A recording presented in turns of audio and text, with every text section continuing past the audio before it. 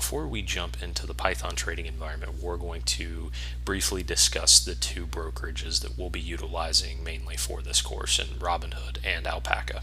So our first brokerage, Robinhood, very well known, commission-free trader with great tools that allow you to view stocks, options, create watch lists, free commission-free trading, so very easy to interact with your account and place trades in many different ways.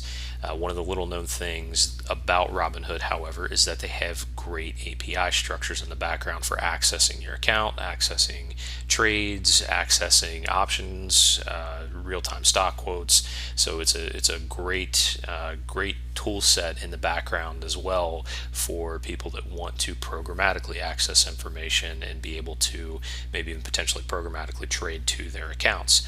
We will, just full disclosure, we will not be focusing mainly on Robinhood during this course.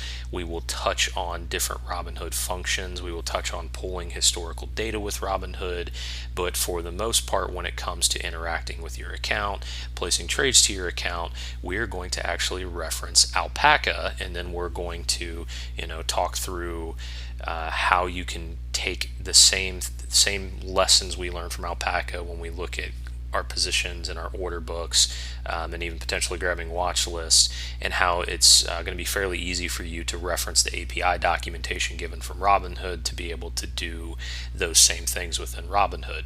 The reasons we're going to choose Alpaca is because this actually is a site that was, I think more built and structured for types of trading that we are potentially talking about with this course. So while Alpaca isn't as well known, and this might even be your first time hearing of it, they've got free account features such as a practice session, so a paper account that actually has APIs to it as well. So that's why we'll be utilizing Alpaca, so we don't have to do anything with live account data when it comes to Robinhood.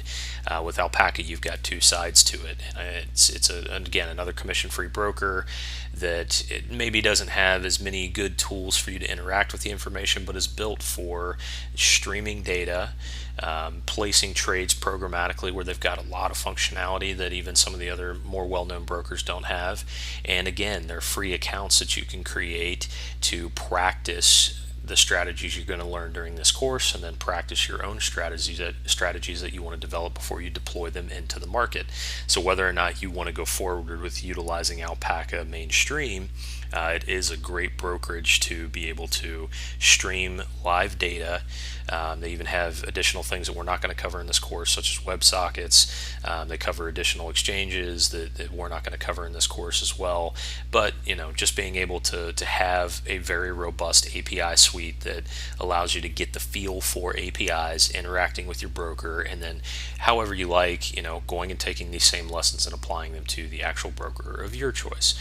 So again, great up and coming brokerage, and we're going to reference them for the majority of our lessons, but everything we learn here will be directly applicable to others that may have API interaction within that brokerage.